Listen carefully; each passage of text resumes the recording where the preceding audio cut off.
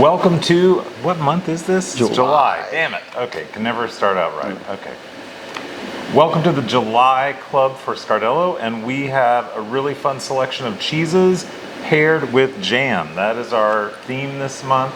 So we have in our standard box a couple jams, in our deluxe box a couple more jams, and so all sorts of fun things to pair with cheese. The nice part about jam is it's super flexible, goes great with almost everything that's got a little salt in it, and so I think you're really going to enjoy exploring this month's box. Starting out, should we start? You want to start with the jam? Let's start with the jam because I feel like I will say I'm excited for this one because you guys don't get crackers at all. I feel like you have tasted so many different crackers through all the different clubs, but it's really fun to showcase how many different flavors we have, and I feel like we were really good at covering many bases of cheese categories, so you can see how it really showcase very well. The first one that we're doing for standard, everybody's gonna get a jar of Divina thick spread, and we have this for so long, probably like one of our most popular jams. We use it for our sandwiches as well, but I think what makes it so special is Divina is this Mediterranean producer, and specifically this fig jam comes from Greece. There's something about jams, and maybe we're so lucky because we tasted so many jams through the years.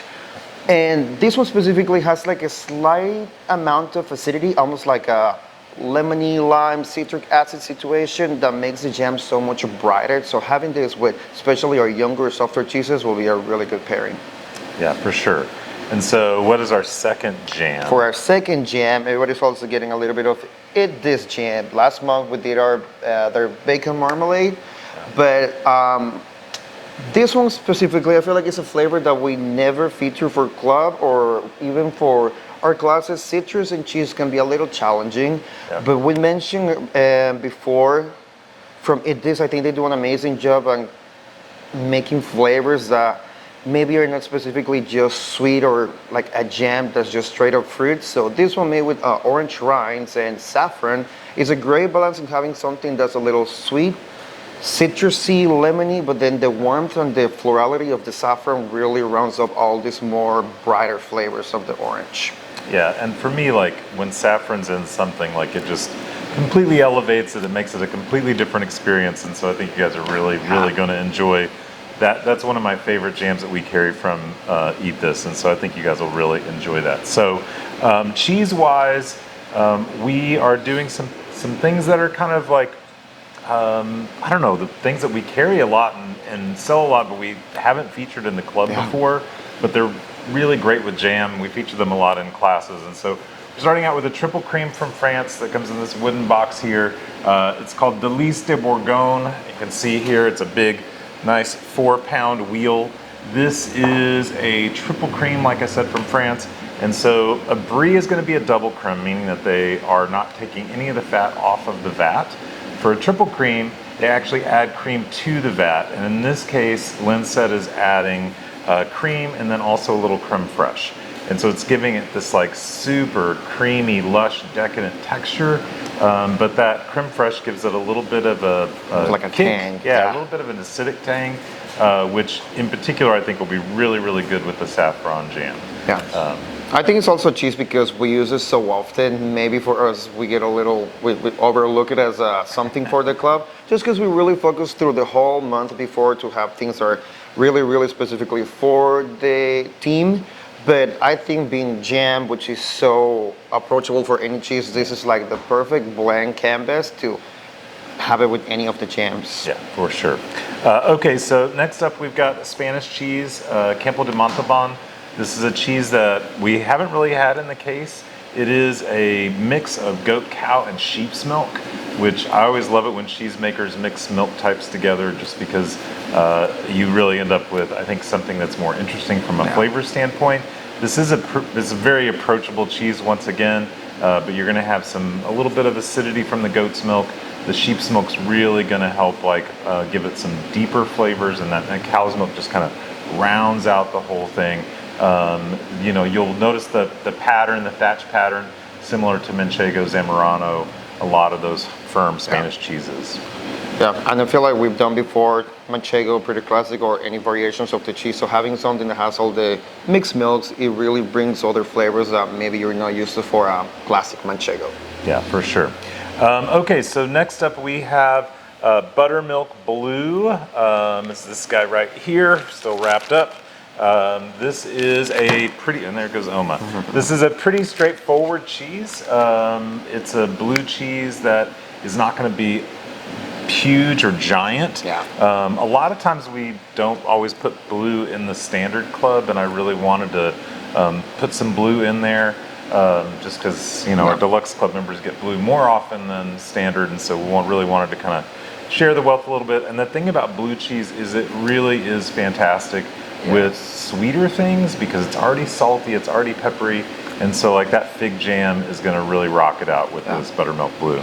I feel like for some people, even if you guys are so not into blue 100%, this is a perfect team club for that, because especially this is a blue that I feel like is a very classic flavor profile. If you think of something like your standard blue cheese dressing, the way it's lemony, tangy, a really clean profile, this cheese is just like that. So having that in mind, it really allows the jams to round all those flavors with the sweetness of whatever fruit you choose to pair with. Yeah, I think you'll really, really like this. Even if you don't like blue cheese, with the jam, particularly the fig jam, I think that you will find you really like it. The last cheese we've got is a cheddar style cheese. This is called Tapping Reeve. It is from Arethusa Dairy in Connecticut. It is a recipe, like a colonial era recipe for cheddar. This is before they were doing cloth binding, and so the rind on this is a natural rind. You don't see a lot of natural rinded cheddars these days. You usually see rindless cheddars, so those are block cheddars, things like Prairie Breeze. You see cloth bound cheddars like Cabot or Montgomery's. Florey's. Florey's, yeah, but you just very rarely see a natural rinded cheddar. But it's something that was done way back in the day. And so this is named after a prominent lawyer who established a really important law school there at Litchfield, and his name was Tapping Reeve back when they had cool names. And so, but what I love about this cheddar, it's really one of my favorite cheddars in the case. Texturally, it's really wonderful, kind of everything you'd expect from a cheddar. It's got a hint of sweetness, but some grassy notes as well. Just a really good cheddar, and I love pairing up cheddars with jam. This will go with both of them. Yeah. I feel also when we feature cheddars for any of the club or even for class, we always try to make a point what there's a big difference in between maybe like an American style cloth bound cheddar or an English style cheddar. Being or not cloth bound, I feel like this is the perfect point to have those in the middle. You have a really great texture, but having a natural rind allows the cheese to have this slightly dry texture with a lot of caramel-like notes, but you still get those almost savory or earthy notes almost at the end after tasting your cheese. I think it'll be really fun with the orange and saffron, especially having the saffron, almost like going head to head with those caramely notes from the cheese. Yeah, for sure. So just to reiterate, 2 of our cheeses in all of our selections have rinds that you shouldn't eat. The first one, Campo de Montalban, this one's got a wax rind on it, and of course Tapping Reeve has those brown and gray molds on the outside and natural rind, so don't eat that. The rest of them, give it a try. Yeah. So that's our standard club.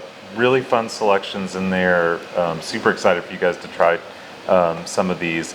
So Alejandro, talk to us about the jams in the deluxe clubs. We've got 2 different, very different jams going on there. And we really tried to, the same way we do with the cheese, to have different categories of what the cheese style can be. We try to do the same with the jams. You have a classic jam, you have then a jelly, a preserve, we're doing as well as a compote. So I think we really get good to cover as many of styles and textures that the same way shows up with the cheese. The first one that we're doing is this little one here. Is called, it's a compote, which is a mixture of any sort of condiment cooked down with a fruit. So we're doing a little bit of Modena balsamic vinegar and Amarena cherries. When we do pairings, a lot of times for class, it can be opposites, the way we do with the cheese, maybe a little bit of something sweet with the blue, something a little salty. For this pairing and the cheeses, I feel like even with the jam on its own, you have something almost like a mirror pairing. The acidity and the sweetness from the balsamic, it also shows with the amarena cherry, something that's really acidic, tangy, but at the same time sweet. So having those two together, I feel like it will be almost like a flavor bomb, but they will really, really highlight our two cheeses for deluxe because they're both they have a lot of flavor on its own, so having that sweetness to cut through the richness of the cheese should be delicious. Yeah. The second one that we're doing that we don't have it yet, but it will be in everybody's box. It's a company that I personally love. I think they do really amazing stuff. It's a company out of Alaska. They call Barnacle Foods. And they do really fun stuff that's only in Alaska. It comes to their tinned fish, even jams. They do something really fun with spruce jelly, even sea pickles that have been marinated. The one that we're doing is Not rhubarb. sea pickles, sorry. We're not doing sea pickles this time, but we're doing a rhubarb jam, which is something fun they do as well. I think rhubarb can be something that we always see in a cake or some sort of like cooked down preserve. So having that with the cheese totally made sense. Something that's very acidic, but a lot of sweetness as well. The texture of their jams are delicious because you still have some of that fiber going on from the stalks of the rhubarb, but it's a jam that's beautiful on its own. Yeah, I mean, it's really something fun to experience. We've used it in class before. Always really delicious stuff. So our next cheese, our first cheese in the deluxe box, it comes in this log shape. This is Caña de Cabra, or the cane of the goat's leg. This is, if you've ever had the French cheese boucheron, which is kind of a larger log with a larger diameter, this is similar to that, but I think a little more, I don't know, richer on the palate, because they're using a breed of goats, the Murciana breed of goat. Produces milk that's a little higher in fat and just a more flavorful goat's milk. The other thing that I like about this is going to be really tangy and lemony, so it's going to go well with that orange saffron jam for sure, kind of like on like. But I'm really excited for you guys to try this with the cherry, the compote. Well, the rhubarb I'm sure will also be, I mean, honestly, it's all going to be good. Delicious. But I really like berries and dark fruit with Caña de Cabra, and so I think the cherry will be really nice. Yeah, we always do some sort of like blackberry, blueberry with this cheese when we feature it, but I think it'll be fun, especially if you're part of the Deluxe Club, to see how the different flavors of fruit can affect the way the cheese tastes. That'll be something really fun. But I like when we use Caña de Cabra, even if it's a class. I feel like it's a cheese that really converts people into liking goat's milk because it's a more approachable texture than something that's crumbly or slightly dry or chalky to something that's more soft and creamy and almost like rich in the palate. But the way the cheese ages, I think it's also pro of the cheese because you kind of end up with two textures on one. We always talked about cheese aging from the outside to the inside. So when you guys get your piece, you'll notice how there's the rind, but there's a slightly darker ring on the outside, and then the center looks a little more white. Think of it, you're getting something that's close to a fresh chef, but also closer to the rind, that darker coloration, maybe like a brie-like texture. It's a really fun cheese that shows how goat's milk can transform to any other textures. Yeah. It's like I said, this is one of those that's a staple here. We almost always have it in the case, but excited to feature it in the club just because of the way that it goes with our theme, jam. Our last cheese that we've got is Oma. And this is a farmstead cheese made in Vermont by the Von Trapp family. So first of all, farmstead, it means that they have their own animals there. So in this case, cows. They take their own milk, they make cheese from that milk on the farm, and they age it there as well. For a while, this was being aged by Jasper Hill, back with the Von Trapp family. Also, the Von Trapp family, this is the third generation removed from the Von Trapp family you might have heard of if you're a big Sound of Music fan. So a lot of family members settled in Vermont after touring Europe and escaping the Nazis. And now these guys make cheese. And this is named after the two generations before that came over. This is a washed rind cheese, so the outside's going to have that orange coloration.